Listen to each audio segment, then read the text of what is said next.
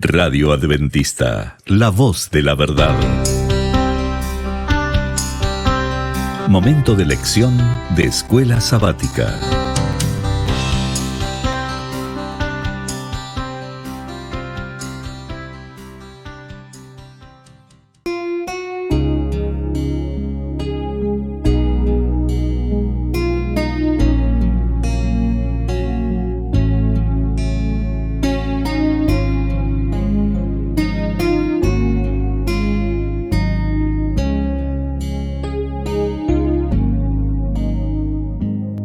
Muy bienvenidos amigos y hermanos al estudio diario de lecciones de Escuela Sabática.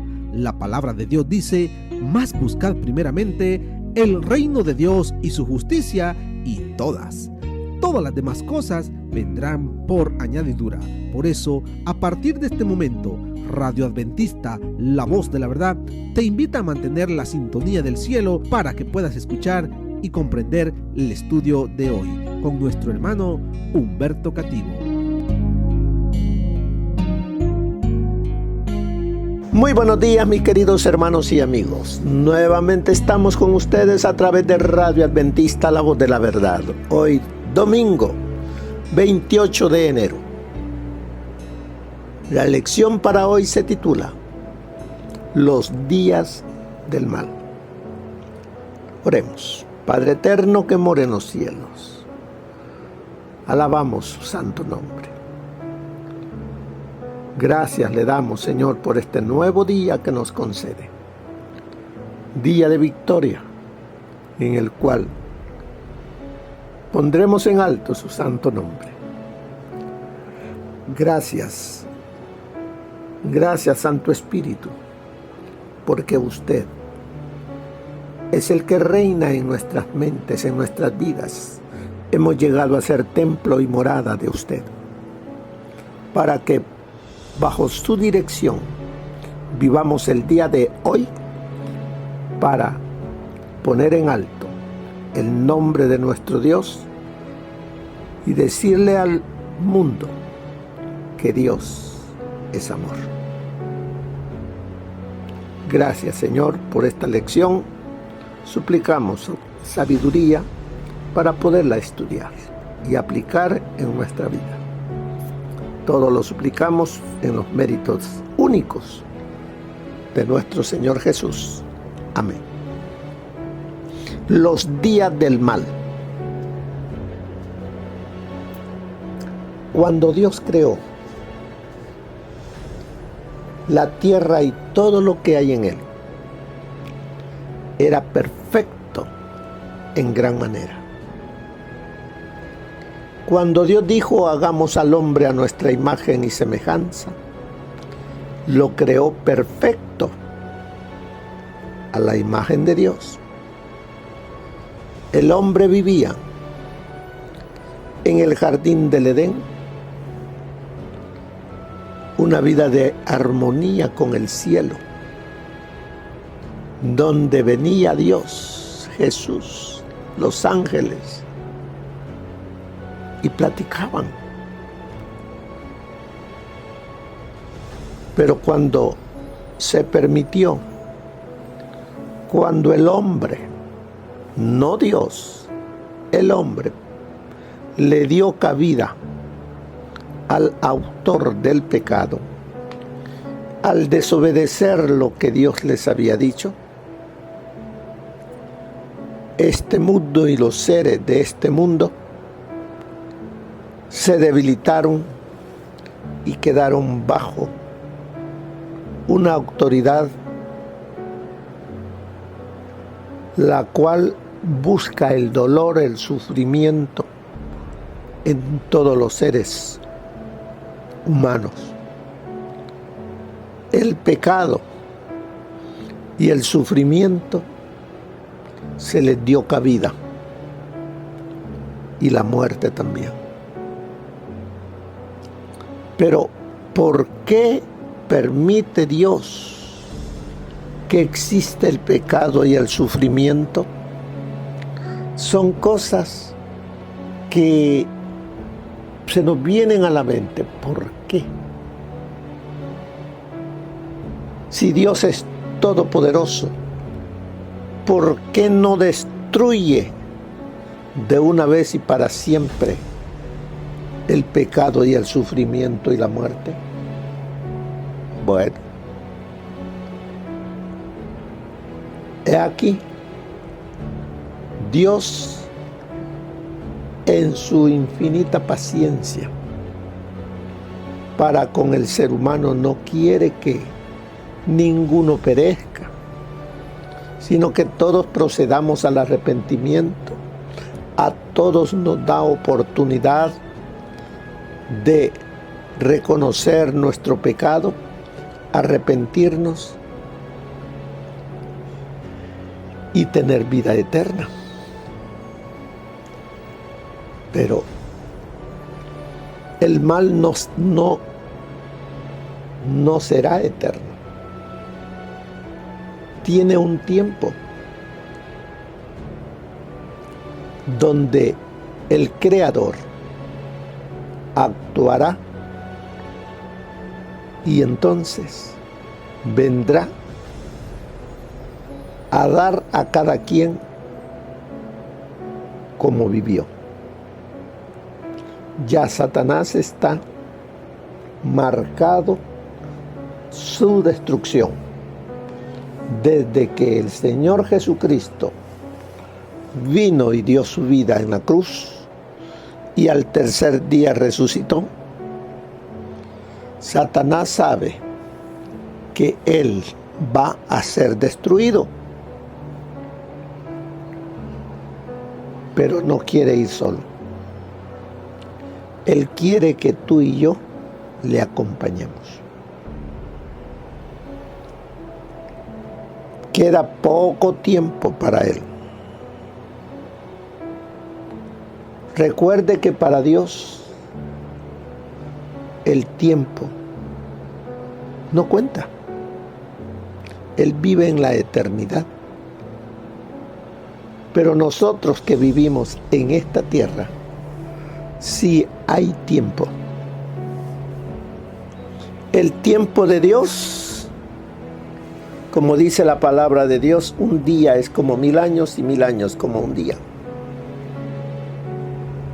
Entonces, somos los seres humanos los que sentimos el tiempo tan largo a consecuencia del pecado que habita en nosotros. Pero los días del mal están contados. Pero mientras eso no llega, de la destrucción del pecado y del autor, el carácter de Dios ha sido puesto entre juicio por este enemigo entre todos los seres creados, los ángeles y los seres de otros mundos, y también aquí con nosotros los seres humanos. Por eso dice allí en el Salmo 74, 18 en adelante, acuérdate de esto. El salmista nos dice, acuérdate de esto, que el enemigo ha afrentado a Jehová. Acuérdate de esto, pueblo de Dios, hijo de Dios, acuérdate de esto, que el enemigo, o sea, Satanás, ha afrentado, ha desafiado, ha levantado calumnias en contra del carácter del Dios eterno. Acuérdate de eso. Y es por eso que el pecado todavía, el sufrimiento existe.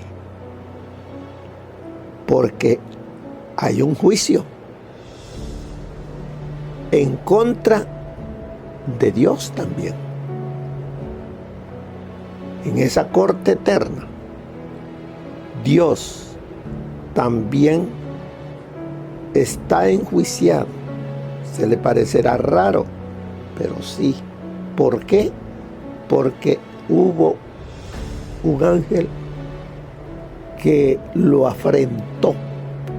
Así es de que el carácter de Dios tiene que ser limpiado.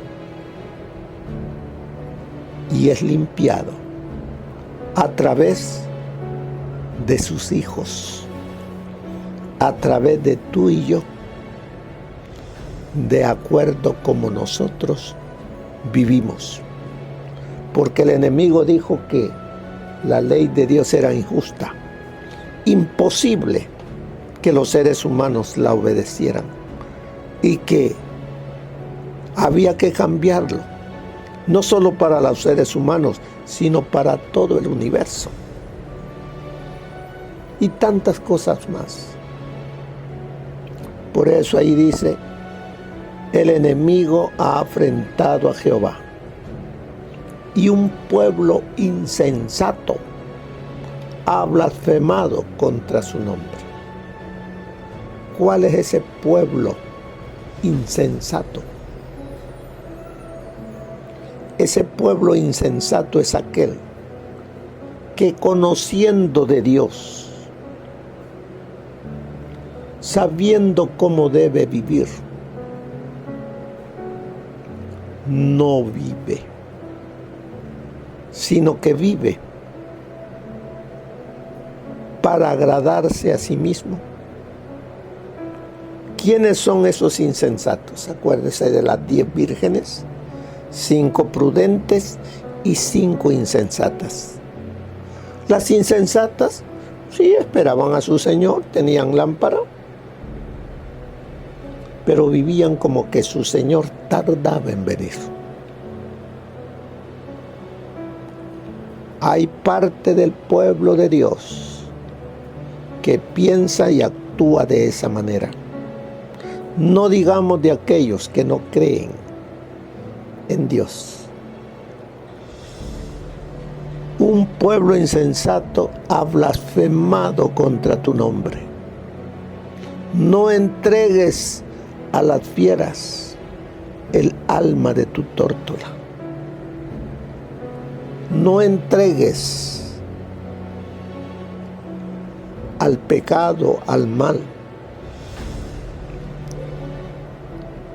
a tu tórtola. ¿Quién es la tórtola? ¿Quién es la paloma de Dios? Su pueblo. El pueblo de Dios, el que confía y guarda los mandamientos de Dios, es la tórtola, es la paloma de Dios. No olvides para siempre la vida de tus pobres. Mira al pacto, porque los lugares tenebrosos de la tierra están llenos de habitaciones de violencia. No vuelva avergonzado el abatido, el afligido y el menesteroso alabarán tu nombre. Levántate, Dios, aboga tu causa. Acuérdate de cómo el insensato te insulta cada día. Levántate, Dios. Como queriendo decir, te has olvidado. Actúa. Él actúa. Pero somos nosotros, el pueblo de Dios, el cual no vive poniendo en alto el nombre de su Dios por su manera de vivir, por vivir una vida en pecado, en rebeldía, en desobediencia. Examinémonos, hermanos, cómo estamos. ¿Somos obedientes a los mandamientos de Dios? estamos poniendo en alto el carácter de Dios. Estamos levantando y diciéndole al universo que los mandamientos de Dios son buenos y que los podemos y que los puedo amar y obedecer. Con mi manera de vivir lo expreso. También nos dice en el Salmo 79, veamos qué nos dice el Salmo 79 del versículo 5 en adelante. Dice: ¿hasta cuándo, Jehová, estarás airado para siempre? ¿Con quién está airado? ¿Hasta cuándo, dice Jehová, estarás airado? ¿Por qué le dice el salmista que Dios está ausente, que está airado, que se ha olvidado de su pueblo? Dios no se ha olvidado, porque si Dios se hubiese olvidado, el enemigo ya lo hubiera destruido. Es por la misericordia de Dios que todavía no hemos sido destruidos. Es por el amor de Dios. Pero es que nosotros no vemos que soy yo el que me he apartado de Dios, que me he apartado del pacto que una vez dije amar y obedecer y poner en alto el nombre de mi Dios. Soy yo, con esa vida tibia, a medias, con Dios y el mundo. ¿Hasta cuándo, Jehová, estarás airado para siempre? ¿Arderá como fuego tu celo? Derrama tu ira sobre las naciones que no te conocen y sobre los reinos que no invocan tu nombre. ¿Qué dice allí? Dice: derrama tu ira sobre los pecadores, dice el salmista. Pero muchas veces nosotros decimos: castiga al malvado. Pero muchas veces ese malvado soy yo. ¿Por qué? Porque no vivo a la altura. Pero Dios, que es misericordioso, no queriendo que ninguno perezca, todavía me da tiempo para que me arrepiente y le busque de todo corazón. Así es de que los días del mal están contados, sí. Pero el Señor quiere que enderece mi vida, que salga ya de esa tibieza y que vive rectamente, que viva en obediencia a sus mandamientos, que viva poniendo en alto su carácter a través de mi carácter. Porque cada uno de nosotros decimos ser siervos de Cristo. Por eso llevamos el nombre de cristianos. Pero del dicho al hecho hay un gran trecho. Y estamos reflejando a otro. Así que, ¿qué es lo que está en juego aquí? Como dice la lección, ¿qué está en juego aquí? El carácter de Dios, lo primero, y también está en juego mi vida eterna.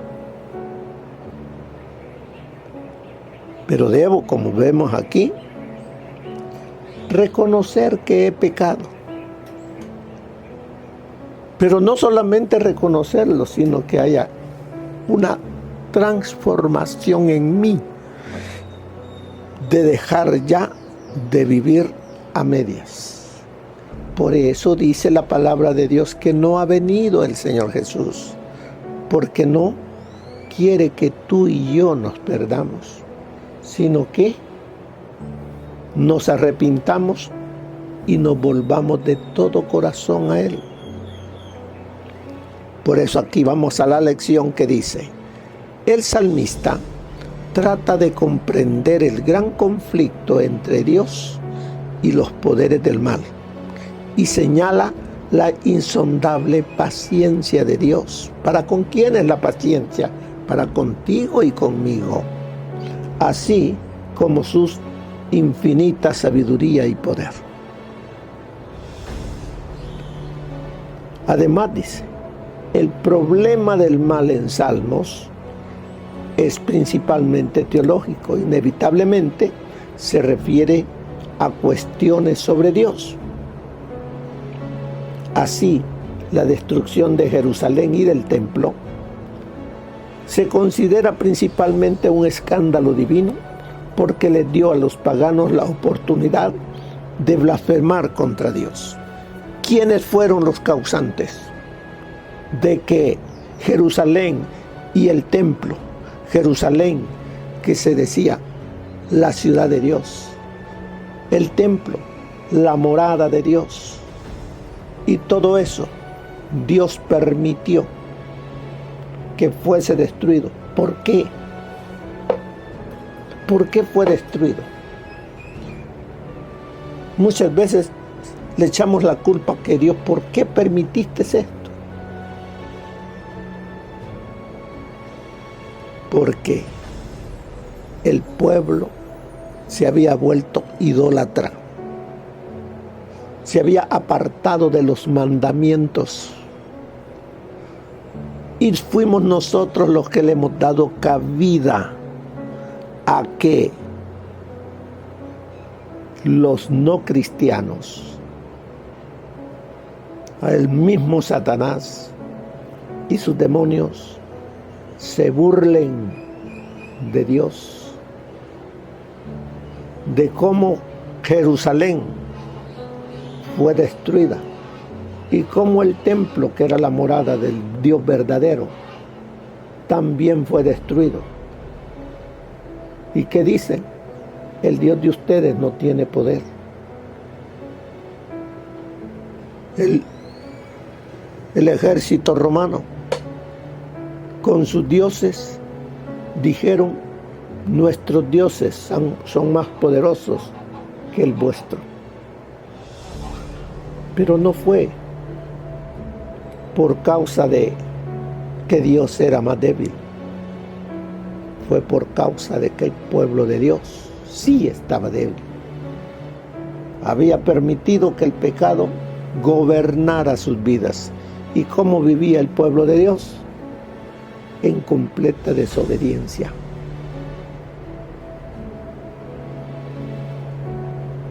Y así, dice, se les dio a los paganos la oportunidad de blasfemar, de burlarse del Dios eterno. Indudablemente, el salmista reconoce que los pecados del pueblo corrompieron la relación de pacto entre el pueblo y Dios y trajeron sobre el pueblo todas las consecuencias. Dios les había dicho, cuando los aceptó como su pueblo, que si obedecían, tendrían muchas bendiciones, pero si desobedecían, también habían muchas maldiciones en contra del pueblo. Y Dios permitió que Jerusalén y el santuario fuesen destruidos, no para que los paganos se burlaran, sino para que el pueblo de Dios reconociese que había vivido lejos. ¿Qué más nos sigue diciendo? La supervivencia del pueblo depende únicamente de la intervención misericordiosa de Dios y de la restauración del vínculo, del pacto mediante la expiación del pecado. ¿Cómo puedo sobrevivir en estos días de pecado, de maldad, de sufrimiento? ¿Cómo? Solamente mediante la intervención misericordiosa de Dios en mí. Y dice, y de la restauración del vínculo del pacto, mediante la expiación, mediante el arrepentimiento de mis pecados, viniendo a Cristo, siendo humilde y permitiendo que el Señor haga la transformación en mí. El Señor, dice allí la lección, es el Dios de nuestra salvación, lo que refleja la fidelidad de Dios a sus promesas del pacto. Dios es fiel. Dios cumple su pacto. Yo soy infiel. Yo soy el que he roto ese pacto. Pero Dios en su misericordia me está esperando para que me vuelva a Él de todo corazón. Sigue diciéndonos la lección, no obstante, más importante que la restauración de la riqueza de Israel es la defensa del carácter de Dios en el mundo. Así que, ¿cuál debe de ser lo más importante para mí? ¿Qué cosa debe de ser lo más importante para ti? ¿Las cosas temporales? ¿La preocupación por las cosas de este mundo? ¿O la preocupación porque el carácter de Dios sea perfeccionado en mi vida? Eso es lo que debe de ser primordial. Que a través de mi manera de vivir, diga al universo, Dios es amor, Dios es misericordioso, su santa ley es perfecta y el carácter de Dios es puro. Por eso sigue diciendo, si los actos malvados de las naciones quedan impunes, o sea, sin atenderlos, sin castigarlos, parecería como si Dios hubiera perdido su poder. ¿Ha perdido Dios su poder? No. Lo que Él es misericordioso, paciente. Solo cuando Dios salve a su pueblo, su nombre será justificado y enaltecido. Cuando el Hijo del Hombre venga, hallará fe en la tierra, hallará fe en mí, hallará esa confianza, esa seguridad que he puesto en Jesús. Al igual que hoy, el mismo principio existía en aquel entonces. Nuestros pecados, nuestras recaídas, nuestras maldades pueden desprestigiarnos, no solo a nosotros, sino también, lo que es peor, al Dios cuyo nombre profesamos. Subraya y vuélvalo a leer esto, que dice, nuestros pecados, nuestras recaídas, nuestras maldades, sí nos desprestigian, pero más que desprestigiarme a mí, están desprestigiando y estoy poniendo por el suelo el nombre de Dios. Piense eso. ¿Qué testimonio estoy dando? Nuestras malas acciones erróneas suelen tener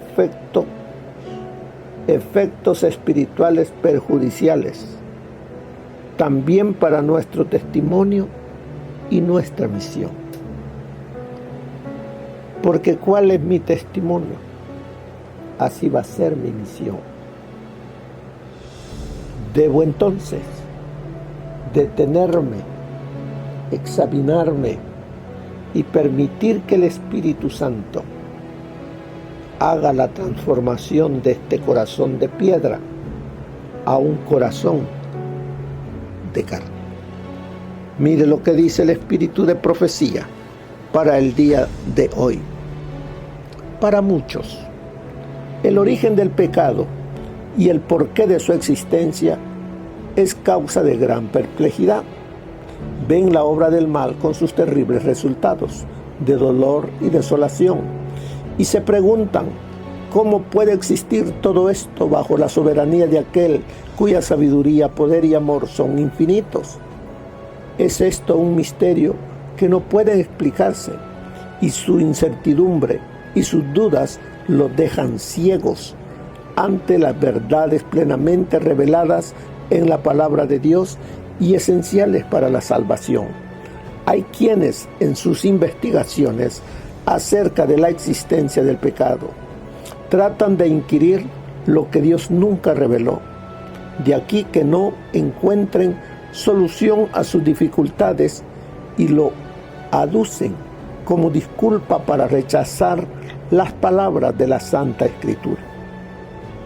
Nada se enseña con mayor claridad en las Escrituras que el hecho de que Dios no fue en nada responsable de la introducción del pecado en el mundo y de que no hubo retención arbitraria de la gracia de Dios, ni error alguno en el gobierno divino que dieran lugar a la rebelión. El pecado es un intruso y no hay razón que pueda explicar su presencia. Es algo misterioso e inexplicable. Excusarlo equivaldría a defenderlo. Es la manifestación exterior de un principio en pugna con la gran ley de amor que es el fundamento del gobierno divino. Esto está en el Conflicto de los Siglos, página 483. En los anales de la historia humana, el crecimiento de las naciones, el levantamiento y la caída de los imperios parecen depender de la voluntad y proeza del hombre. Los sucesos parecen ser determinados en gran parte por su poder, ambición y capricho. Pero en la palabra de Dios se descorre el velo y contemplamos detrás, encima y entre la trama y urdimbre de los intereses, las pasiones y el poder de los hombres, los agentes del ser misericordioso que ejecutan silenciosa y pacientemente los consejos de la voluntad de Dios. Se ha permitido a toda nación que ha subido al escenario de acción ocupar su lugar en la tierra, a fin de ver si cumpliría el propósito del vigilante y santo. Aunque las naciones rechazaron los principios de Dios y provocaron con este rechazamiento su propia ruina, quedó manifiesto que el propósito divino predominaba y obraba en todos sus movimientos. Eso está en la maravillosa gracia de Dios, página 50. Es grande la misericordia, es grande la misericordiosa bondad con que el Señor nos trata. Nunca dejará ni olvidará a los que confían en Él. Si pensáramos y habláramos menos de nuestras pruebas y más de la misericordia y la bondad de Dios, nos sobrepondríamos a una buena parte de nuestra tristeza y perplejidad. Hermanos míos, que pensáis que estáis entrando en la senda tenebrosa y que tal como los cautivos de Babilonia debéis colgar vuestras arpas sobre los sauces, convirtamos la prueba en canto de gozo. Podéis decir, ¿cómo puedo cantar con una perspectiva tan oscura delante de mí, con esta carga de aflicción y dolor sobre mi alma, pero nos ha privado de las aflicciones terrenales del amigo todopoderoso que tenemos en Jesús. La vida eterna de nuestro Salvador nos proporciona un motivo constante de gratitud y alabanza. Eso está en Mensajes Selectos, tomo 2, página 307. Como dice al final de la lección, el honor de Dios, el honor de Cristo, están comprometidos en la perfección del carácter de su pueblo. Están comprometidos en la perfección de mi carácter. ¿Cómo entiendes esta importante verdad? ¿Y qué debería significar para tu vida cristiana?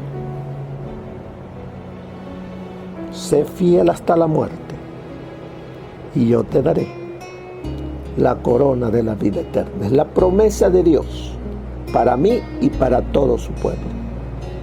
Debo de vivir como un verdadero hijo e hija de Dios, poniendo en alto el carácter de Dios. Que el Señor les bendiga. Amén. Gracias por habernos acompañado en el estudio de hoy de Lecciones de Escuela Sabática.